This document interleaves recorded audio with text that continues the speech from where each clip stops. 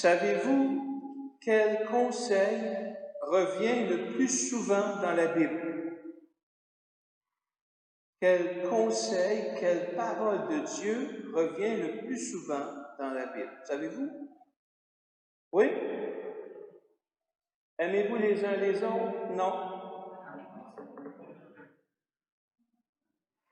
Y en a-t-il d'autres qui veulent se risquer? Quel conseil revient le plus souvent dans la Bible? Y a-t-il un grand qui veut se risquer? Oui? Ne crains pas. C'est pas juste parce qu'elle était à la messe hier soir, hein? Elle a triché. Ne crains pas, n'aie pas peur. Ça revient 365 fois dans la Bible. Ce nombre, ça vous fait penser à quoi, ça? Oui? Le nombre de journées qu'il y a dans une année. Ah, c'est comme si le Seigneur, pour chaque journée de l'année, nous disait à chacune et chacun de nous, n'aie pas peur, ne crains pas. T'arrives-tu qu'on s'en fait dans la vie? Vous arrivez-tu de vous inquiéter d'avoir des soucis? Hein? On a-tu des soucis? Quand on a un examen, ça vous inquiète-tu? Des fois, hein, on a peur de ne pas réussir, on est nerveux. Quand on a une compétition, arrive-tu qu'on soit nerveux? Hein? Oui, hein? Les parents, nous autres, on a-tu des soucis, les grands? Eh boy! Comprendons, hein? Soucis pour l'entretien de la maison, soucis pour les finances, on a des comptes à payer, on va-tu arriver? Soucis pour le travail, pour l'entretien de la voiture, pour la santé, celle des personnes qu'on aime, la nôtre. On a-tu des soucis pour les enfants? Eh boy! Et ma sœur, la semaine dernière, me racontait que sa fille, ma nièce, vient d'avoir 16 ans, donc elle a son permis de conduire temporaire. Elle en a pour 1 an à pratiquer avec un conducteur expérimenté. Et son fils, mon neveu, vient d'avoir 14 ans. Il a réussi à convaincre ses parents d'avoir un scooter. Et boy, c'est dur sur le cœur d'un moment, ça, hein? Ma soeur me disait, hey, je sais qu'ils sont rendus là, mais je sais que je ne pourrais pas les attacher à la patte de la table toute leur vie, là. Mais quand ils partent, là, mon cœur se serre, je suis inquiète, j'ai peur.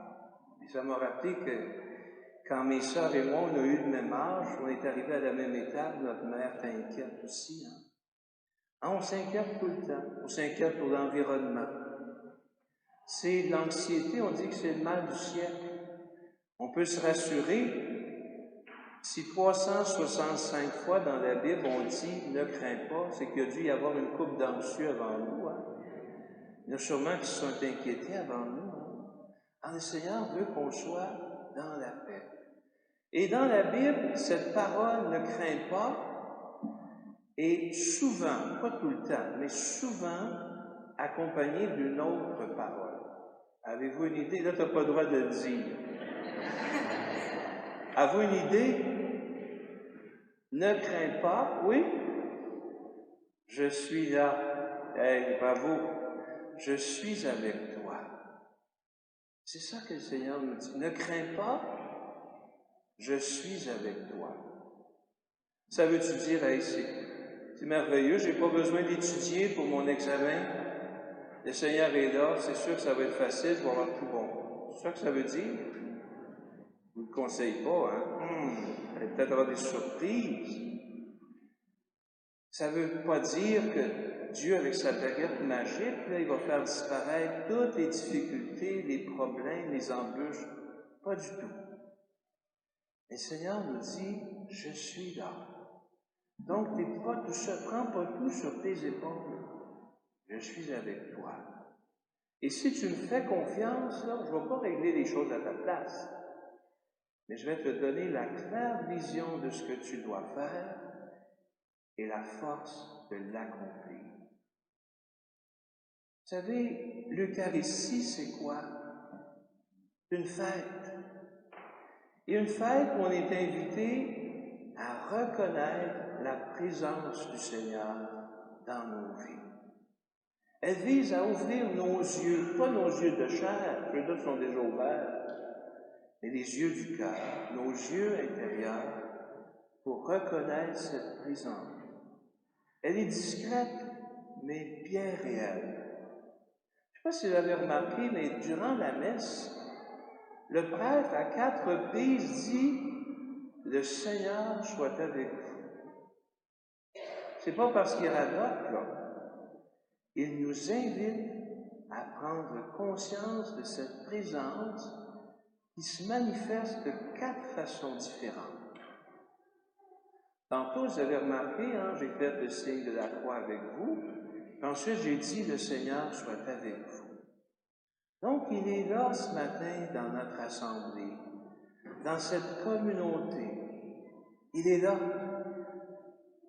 Un jour, il a dit « Quand 2 ou 3 sont réunis en mon nom, je suis là au milieu d'eux. » Alors, on est plus que 2 ou 3 ce matin, Il est là.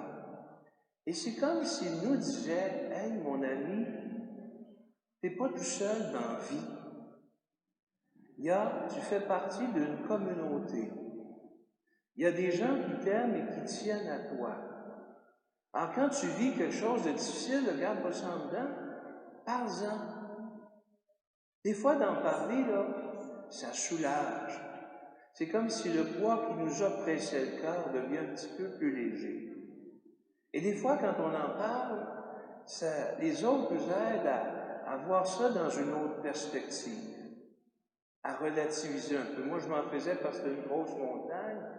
Là, il y a quelqu'un qui m'aide à voir ça différemment, puis à me rendre compte que finalement, c'est une petite colline, un petit buton. Des fois, des gens vont dire, je suis passé par là, puis ça m'a bien aidé. Ah! Et des fois, des gens vont dire, si tu veux, moi, je peux t'aider. L'Eucharistie, c'est le sacrement de la communion. C'est une invitation à aller à contre-courant d'une tendance dans notre société qui est l'individualisme et de chacun pour soi. C'est une invitation à tisser des liens, parce que la vie est beaucoup plus agréable. Et quand arrivent des moments difficiles, le fait de serrer les coudes nous rend plus forts. On dit, l'union fait la force. À chaque Eucharistie, Jésus vient nous dire, mon ami, n'aie pas peur, je suis là. Je suis là dans cette communauté de frères et sœurs qui t'entourent et qui t'aiment et qui ne te laisseront pas tomber. La deuxième fois, vous avez vu, je me suis rendu à la table de la parole qu'on appelle l'ambon. Puis, juste avant de lire l'Évangile, j'ai dit à nouveau, le Seigneur soit avec vous. Puis à la fin, je vous ai présenté le livre en disant, acclamons la parole de Dieu. Puis vous avez répondu quoi? Louange à toi, Seigneur Jésus. La parole de Dieu, c'est Jésus. Et c'est comme si Jésus nous dit, « Hey, mon ami, tu n'es pas tout seul, je te lâche pas lousse comme ça. Je vais te parler, un peu comme la voix d'un GPS. Je vais te guider sur ton chemin de vie. Si tu fais attention, puis tu cherches à m'entendre, je vais t'inspirer, je vais te proposer parfois des solutions, je vais t'aider à voir clair. Ça se peut des fois que je te réconforte parce que tu es triste. Ça se peut des fois que je t'interpelle, que je te dérange un peu, pas pour te faire suer, juste pour t'aider à ne pas tomber dans certains pièges où tu pourrais te faire du mal. Et juste pour t'aider à te dépasser et à devenir meilleur. Alors Jésus nous dit, ne crains pas, je te parle sur ton chemin, je te guide. La troisième fois que le prêtre dit, le Seigneur soit avec vous, ça va être tantôt quand je vais me rendre derrière la grande table qui est là, qu'on appelle, comment? Oui? L'autel. C'est pas l'autel où on va prendre un coup, même s'il y a du vin de messe, Mais le prêtre commence en disant, le Seigneur soit avec vous.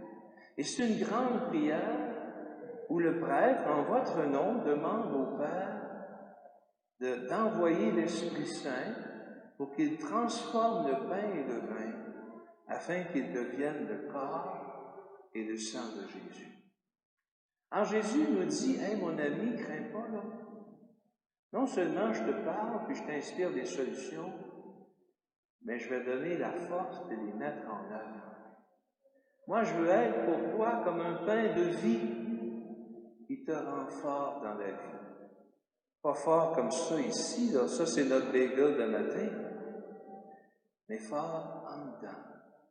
Pour que tu sois solide. Parce que la vie, des fois, c'est pas facile. Le vent est contraire.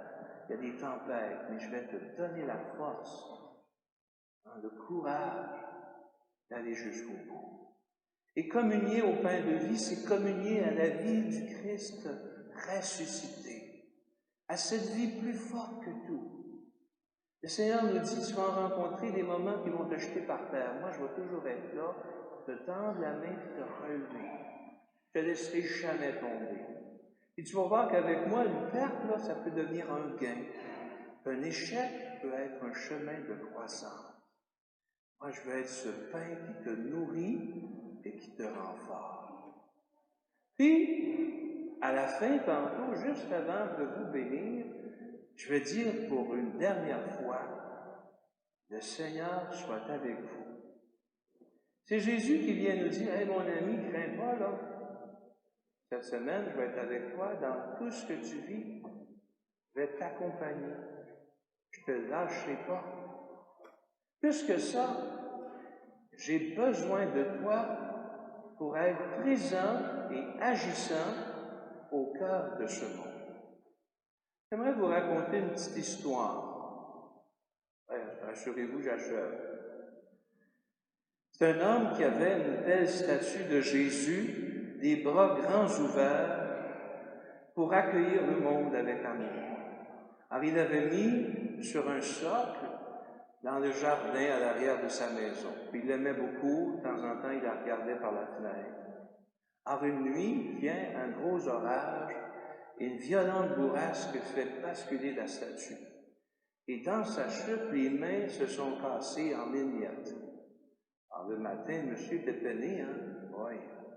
La belle statue, la fait dure, n'a plus de main. Il a essayé de recoller les morceaux, mais c'était tellement égrené que c'était pas faisable. Il est allé voir un sculpteur pour qu'il sculpte de nouvelles mains, mais la pierre n'était pas pareille, c'était pas beau. Alors finalement, il a laissé sa statue sans main. Il a fait graver en bas « Je n'ai plus mes mains, je compte sur les vôtres. » Beau, hein? Je pense qu'à chaque fin d'Eucharistie, c'est ça que Jésus nous dit. J'ai plus mes yeux, mais j'ai besoin de tes yeux pour regarder encore avec amour les personnes et révéler par ce regard qu'elles sont importantes.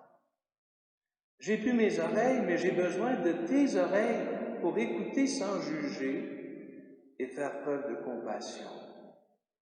J'ai plus mon nez, mais je compte sur ton nez pour avoir du pif et sentir les besoins, même ceux qui ne sont pas exprimés. J'ai plus ma bouche, mais je compte sur la tienne pour rassurer, réconforter, pour parfois questionner aussi, pour éduquer. J'ai plus mes mains, mais je compte sur tes mains pour l'entraide et le partage. Je suis plus là physiquement, mais c'est par toi que je veux me faire proche des autres. Par toi, je veux dire aux gens, aie pas peur, je suis là et je te lâcherai pas. C'est ça qu'il nous dit à chaque Eucharistie.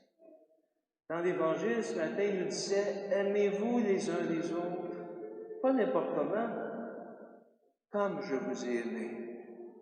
Parce que c'est à travers vous que je veux aimer encore. Donc, il ne faut pas le faire n'importe comment. Comme je vous ai aimé.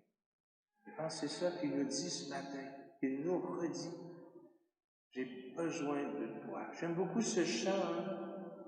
Il dit, te ressembler chaque jour un peu plus, de continuer dans nos maisons, nos rues, être ton corps qui revit aujourd'hui à chaque endroit où servent tes amis.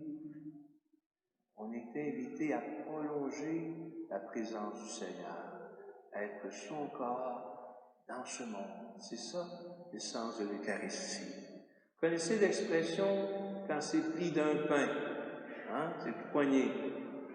Ben, tantôt, on va partager un même pain pour être pris d'un pain et révéler sa présence en ce monde. Et Jésus dit, quand on s'aime et qu'il y a de la fraternité entre nous, là, c'est le plus beau témoignage qu'on peut lui rendre. Hein? C'est ça qu'il nous dit. Hein? C'est à l'amour que vous aurez les uns pour les autres qu'on vous reconnaîtra comme étant mes disciples. Alors laissons-nous ce matin remplir par l'amour du Seigneur afin d'aimer vraiment comme lui. Amen.